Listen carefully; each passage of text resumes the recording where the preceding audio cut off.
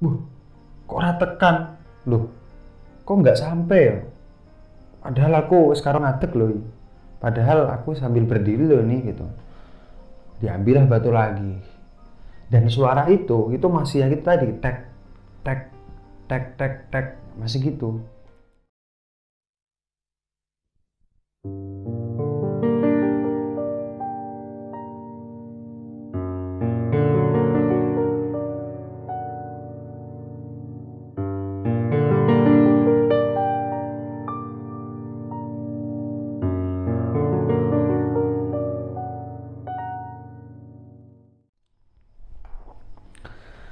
Assalamualaikum warahmatullahi wabarakatuh.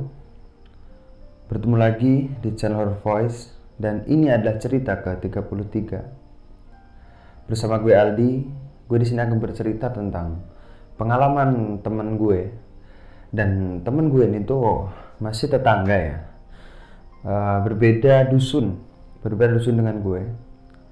Jadi si Mas Heri ini, namanya Mas Heri, itu kerja sudah sekitar 10 tahun. Jadi mulai bekerja itu sekitar tahun 2010 kalau nggak salah. Dan sudah cukup lama ya. Nah, pekerjaannya Mas Heri ini itu adalah penjaga malam Balai Benih Ikan, atau sering disebutnya itu BBI gitu ya singkatannya. Nah, BBI ini, kantor BBI ini itu kantor yang ya untuk budidaya ikan. Jadi kantornya itu luas, dan di tengah-tengah kantor tersebut banyak kolam. Mungkin ada sampai puluhan kolam ya. Jadi mulai dari penangkaran, terus ada satu kolam untuk mengawinkan ikan, kayak gitulah pokoknya, dari awal proses perkawinan sampai bagian pemasaran. Nah, itu di daerah gue, di kecamatan gue ini, dan gue sebutnya Heri aja ya biar lebih singkat. Nah, Heri ini itu libur tuh cuman hari Rabu. Jadi setiap malam Kamis Heri ini tuh libur jaga di tempat itu. Dan jikalau dia jaga, dia selalu ada temennya. Jadi Heri ini adalah penjaga malam, temennya ini adalah bagian perkolaman. Jadi yang ngurusin kolam-kolam itu. Tapi ya aslinya sama gitu loh. Sama-sama jaga malam. Nah, gue dapat cerita ini karena gue itu main ke sana ya. Udah berapa hari gue ke sana ya? Udah sekitar 2 hari. 2 hari yang lalu. Dan ya karena tempatnya kan cukup, dibilang tuh cukup terpencil ya, karena si BB ini tuh agak jauh dari perkampungan warga, terus dekat sama salah satu danau ya kalau dibilang danau. Jadi di sebelah baratnya danau persis. Jadi perairannya biar nggak terlalu susah ya, mungkin alasan dibuatnya BB ini. Nah, singkat cerita, Heri sama temennya, namanya gue sebut aja Sur ya, si Sur gitu ya. Heri ini sama si Sur ini tuh malam-malam, waktu itu mereka itu cuman berdua di sana. Hujan rintik-rintik ya, gerimis, dan itu sekitar jam 10 malam waktu itu. Gue nggak tahu harinya hari apa, yang pasti mereka berdua ini tuh masih pegawai baru. Jadi cerita ini sekitar di tahun 2010. Berlatar di tahun 2010. 10 tahun yang lalu. Mereka ini gerimis gitu, ngerasa lapar ya, karena nggak ada makanan. Kalau mau keluar itu kan ya mau kemana, jam 10 malam gitu kan, dan ini daerahnya terpencil.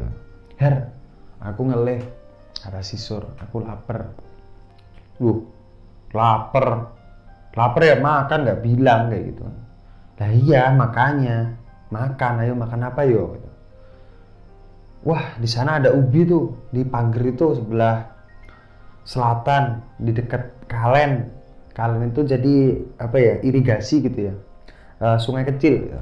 Oh iya ya, ada ubi di situ. Coba ya ke sana. Ya ayo, bawa cangkul, gitu kan. Dan mereka pun mencari ubi itu ya, dan harus ngaduk-ngaduk tanah gitu kan. Kan ubinya kan ubi, mungkin ubi jalar sih ya. Nah, mereka dapatlah ubi-ubi itu sekiranya cukup.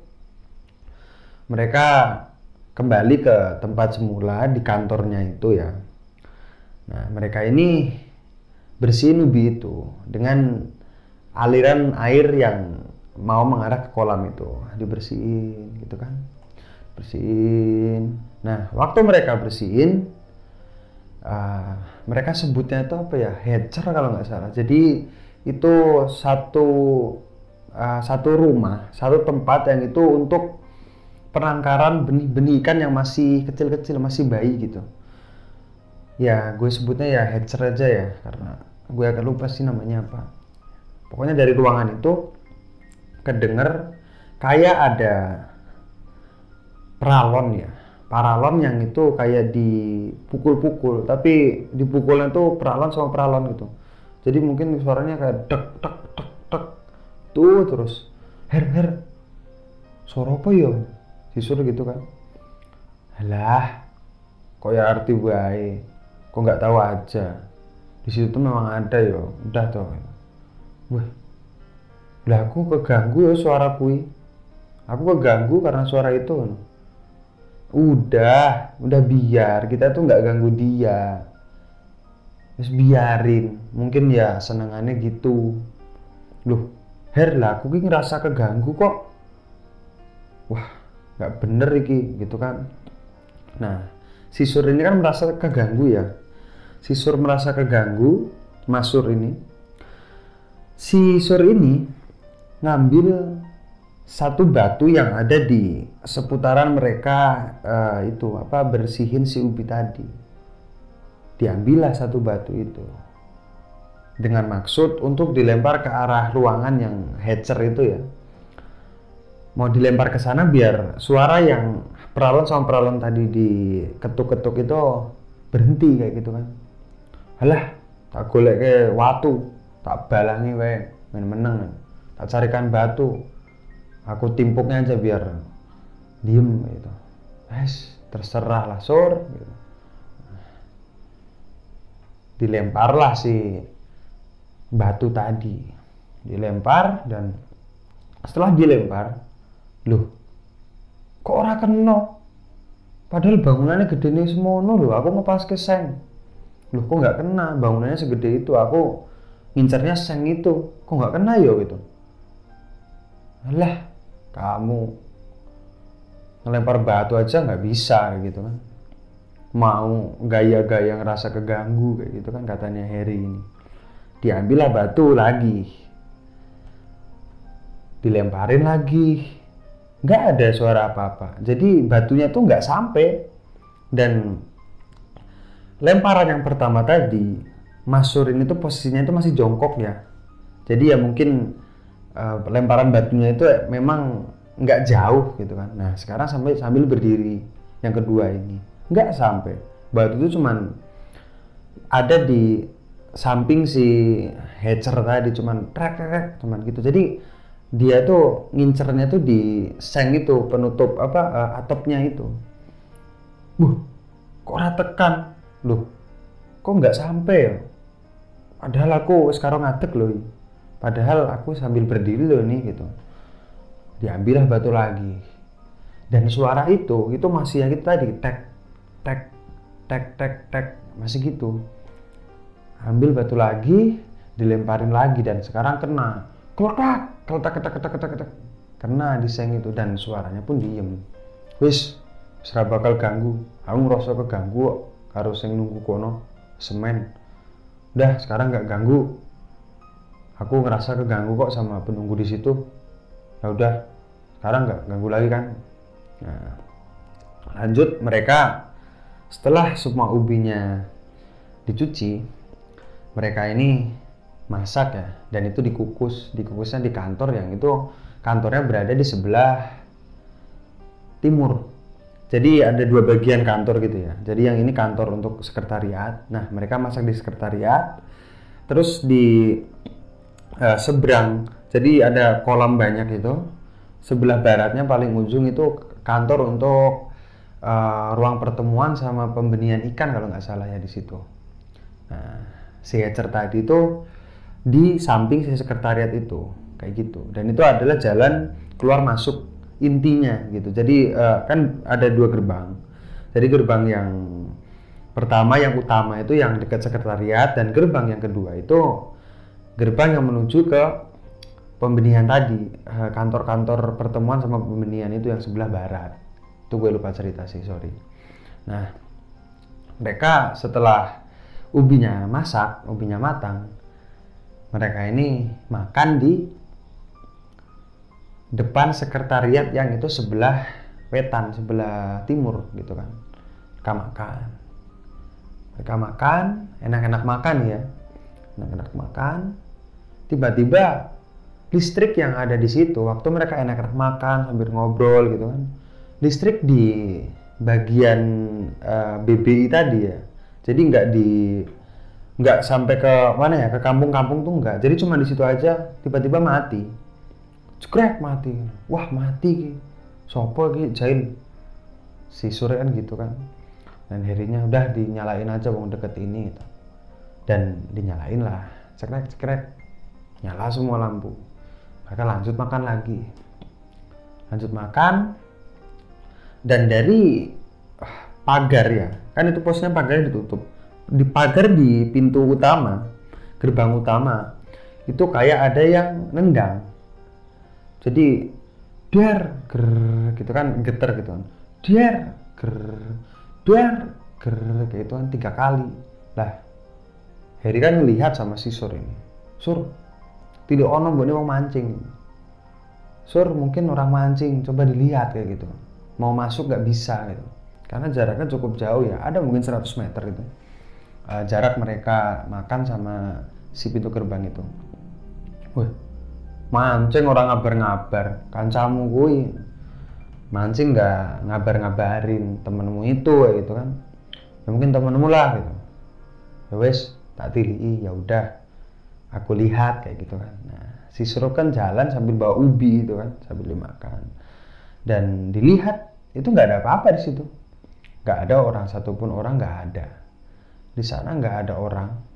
Dan si Sur ini pulang, balik ke tempat semula. Nah, sekitar jam 12:30 malam, jadi si Mas Sur ini tuh sering ngecek ya malam-malam itu, nggak tahu ya, pokoknya ngecek ikan ya, nggak tahu di tahap apa ikannya, pokoknya malamnya tuh dicek sambil di center gitu kan. Nah, si posisi kolam yang puluhan itu untuk pembenihan penangkaran itu kan ada di tengah-tengah si kantor itu masih dibetengin sama apa, pagar itu ya. 12:30 malam, Harry ini tuh ada di sebelah barat, itu kantor yang bagian pembenihan. Mereka pindah ke sana. Nah, si Mas Sur ini kan ngecek di tengah-tengah itu ya, posisinya di tengah-tengah sambil nyenter gitu kan, ngecek. Nah, Harry ini tuh mainan HP gitu kan di kantor yang itu, yang sebelah barat. Nah, Harry ini ngedenger si Mas Sur ini itu teriak, Her, Reneo, cepet Reneo, Her sini, cepetan sini. Ono apa toh? Ada apa toh? Udah sini. Nah, Harry pun nyusul si Sur ini ke tengah-tengah itu tadi, di kolam itu tadi, di kolam-kolam ikan gitu kan. Ini opo? Ada apa? Teriak-teriak gitu. Kae lo, itu lo, siapa ya yang ngasih spanduk di pojokan sebelah wetan gitu, sebelah timur, siapa ya gitu? Terpal endi toh? Terpal mana toh? Kae lo, putih-putih. Itu lo, putih-putih. Masa nggak lihat sambil disenterin gitu kan? Wah, lah nek koyo ngono kan yura bener. Sopo ya si Tili lah, mantane calon bupati ada yang untuk duit gitu kan, masang banner gitu. Sana lah, mumpung pilihan bupati dapat uang kayak gitu kan. Harry bilang gitu, dan mereka berdua nyamperin lah si spanduk itu tadi. Spanduknya kan kayak posisinya membelakangi gitu kan, belakangi. Mereka buka gerbang utama, mereka keluar, dan itu posisinya ada di pojokan itu ya. Jadi ini gerbang utama dan ada pojokannya kayak gitu di situ.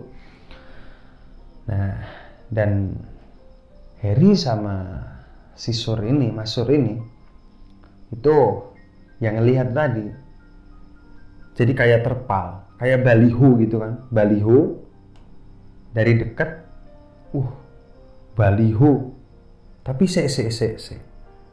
kok baliho ada ikatannya ya gitu. Wah, iya. Mosok baliho anyar kok enek lemai. Masa baliho baru ada tanah-tanahnya gitu. Dawa banget gitu. Panjang banget itu. Itu sekitaran jarak puluhan meter. Ada 20 meter ya dari situ. Kan itu posnya ada di pojokan. Nah, diurutlah itu si banner yang disangkanya banner di bagian luar BBI tadi. Di center dari bawah sampai ke atas dan ya itu adalah buntalan yang sangat besar. Itu adalah pocong raksasa di situ. Dan Harry sama si Sur ini tuh udah nggak bisa ngapa-ngapain, cuman stuck di posisinya. Nggak ngomong, nggak teriak, nggak bisa lari karena kaget ya. Karena pocongnya sosoknya gede banget. Dan gue dapat cerita ini, sosok pocongnya itu sama kayak mungkin setara sama pohon kelapa yang ada di seberang jalan. Dan itu kan jalan kan. Nah, itu setara. Jadi gede, raksasa. Ya mungkin ada belasan meter ada sih ya, kayak gitu. Mereka di situ dan beberapa detik mereka di situ. Ada katanya itu 20 detik di situ ada. Terus si Harry ini bilang, "Sur, kowe kuat ora? Kamu kuat enggak? Nek ora kuat melayu. Nek ora kuat-kuatan, ya ada meneng. Nek kalau kuat, ya udah lari. Kalau nggak kuat, ya udah lari. Tapi kalau kuat, ya ayo kuat-kuatan di sini gitu. Udah nggak usah lari, di sini aja gitu." Kan posisinya si Harry ini ada di belakang ya, si Surya ada di depan yang bawa center itu kan. Mereka udah tahu itu sosok pocong yang besar gitu, besar. Nah, si Sur ini udah senternya itu udah nyenternya itu sambil gemeteran ya, kayak ya orang ketakutan gitu. Sampai-sampai Harry ini cerita itu si Surnya sambil kencing gitu. Jadi ya dari di kakinya tuh ada air gitu kan, kencing ini. Dia sambil ketawa juga, tapi posnya sama takut gitu kan. Nah, si Sur ini langsung, "Ya wes lah, ayo melayu gitu. Ayo melayu." Sambil teriak, "Wah, ya udah, ayo lari," sambil teriak kayak gitu kan. Nah, karena kan Harry di situ sendiri udah ditinggalin ya ikutan lari dan itu ke sebelah ujung barat yang mereka tadi itu si Harry tadi yang mainan HP. Mereka menuju ke sana semua ngos-ngosan, dan di malam itu mereka itu nggak bisa tidur ya, jadi cuman duduk bersebelahan ya sambil lihat-lihatan kayak gitu kan, sambil ya nggak bicara sedikit pun, ya cuman diem-dieman gitu sampai pagi, sampai waktu kerjanya selesai dan mereka pulang. Dan keesokan harinya Harry ini tuh menghubungi ya, nelpon salah satu temennya yang itu memang warga desa di BB itu ya, di daerah BB itu, dan suruh wedangan ke sini, suruh ngopi-ngopi ke sini. "Kamu di mana?" "Sini main, mau tanya," gitu. Dah si temennya ini datanglah ke situ. Dan Harry sama si Sur itu kan jadwal di situ satu malam berikutnya. Dan tanya-tanya, ya dijelasin lah sejarahnya sebelum dibuat BB ini. ini kebon. Tapi kata orang dulu, kata simbah-simbah dulu, itu si kebon ini tuh dulunya tuh apa ya, tanah dari kuburan. Jadi kayak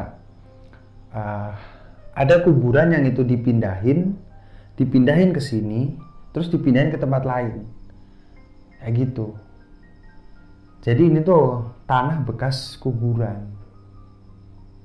Iya, penunggu-penunggu di sini tuh ada, dan yang paling terkenal, yang paling tahuin sama warga, paling terkenal itu adalah sosok yang itu tadi, pocong yang raksasa. Mungkin di daerah-daerah lain itu apa ya, ada sebutannya ya, tapi gue lupa sih, ada sebutannya. Tapi kalau di daerah Jogja sini, di daerah gue, ya itu cuman pocong yang itu gede gitu, pocong gede dur gitu, bilangnya kayak gitu, nggak ada sebutan yang lain kayak gitu. Yang paling terkenal itu, tapi udah bertahun-tahun sosok itu udah nggak eksis lagi, dan ya semalam sosok itu nampakin itu lagi. Itu tinggi besar. Gue juga ya waktu di situ ya, gue main ke BBI itu, Harry ini nunjuk ya itu salah satu pohon kelapa yang 10 tahun lalu itu masih tingginya masih belasan meter. Kalau sekarang udah tinggi banget gitu kan. Ya 10 tahun gimana sih tumbuhnya si pohon kayak gitu kan. Gitu. Dan semenjak itu, dari kejadian itu, udah tahu sejarahnya. Harry sama si Sur ini itu jadi peka. Tapi pekanya itu bukan peka karena indera penglihatan ya, tapi kadang kalau mereka lagi bercengkrama gitu kan, lagi ngopi-ngopi, kadang-kadang ada suara bisikan pakai bahasa Jawa. Kadang kalau lagi mau mindahin ikan gitu, rasanya merinding di bagian-bagian tubuh tertentu. Ada yang sama tangannya panas kayak gitu. Terus masuk mau ke gudang BB itu, ngerasa hawanya langsung dingin gitu. Pokoknya jadi sensitif, indera apa ya, perasaannya jadi sensitif semenjak itu. Dan sampai sekarang pun ya masih merasa seperti itu. Terus gue kan juga bilang situ, emang nggak mau dihilangin gitu, barangkali bisa dihilangin kan agak-agak mengganggu. Terus ya mereka berdua itu bilang ya udah biasa ya, yang dirasain 10 tahun tuh udah biasa kayak gitu. Jadi mereka itu kalau pergi ke tempat-tempat yang baru, apalagi tempat-tempat baru tapi tempatnya mungkin kalau malam tuh gelap kayak gitu kan, gelap, anyes, wingit gitu kan, agak-agak mistis gitu, mereka ya ngerasain suhu yang nggak biasa.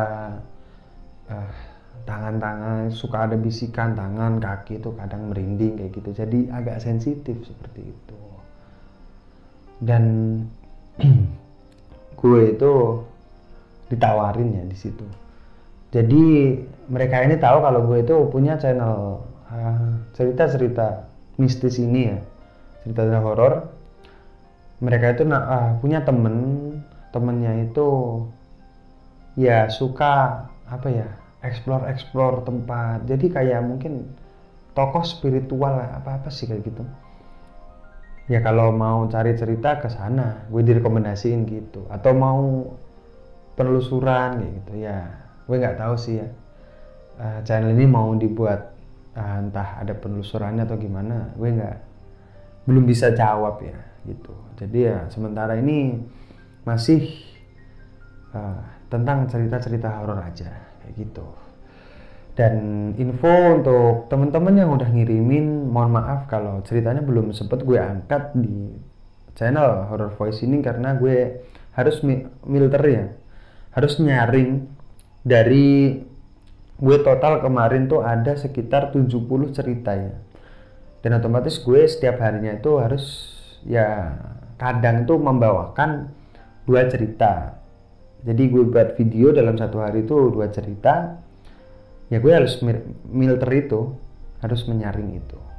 Jadi mohon maaf kalau cerita yang kawan-kawan kirim ke gue untuk diangkat di channel Horror Voice ini, kalau agak lama atau mungkin kalau ceritanya kurang, menurut gue kurang untuk di upload di channel Horror Voice ini, gue mohon maaf kalau ceritanya belum bisa diangkat di channel ini kayak gitu. Kalau ceritanya memang menarik, memang cocok untuk channel ini, kalau belum diupload ya masih ngantri ya, kayak gitu. Dan sekarang jam 1 malam, mungkin setelah ini gue ngopi-ngopi dulu, terus gue mau bawain cerita yang ke-34, insya Allah. Seperti itu. Terima kasih untuk teman-teman yang udah mau subscribe, atau teman-teman yang baru mampir di channel ini. Kalau kawan-kawan semua ini suka dengan isi konten di channel ini, silahkan tekan tombol subscribe untuk yang gak ketinggalan upload-upload terbaru dari channel ini. Seperti itu. Terima kasih untuk kawan-kawan yang udah mau ninggalin komentar yang baik-baik untuk kedepannya channel ini, ataupun kawan-kawan yang udah nge-share, ngasih tombol like. Gue terima kasih. Terima kasih untuk mendukung channel ini. Apalagi kawan-kawan lama, subscriber lama yang udah ngikutin channel ini dari nol sampai sekarang, dan untuk di masa yang akan datang. Seperti itu. Terima kasih dan gue tutup. Wassalamualaikum warahmatullahi wabarakatuh.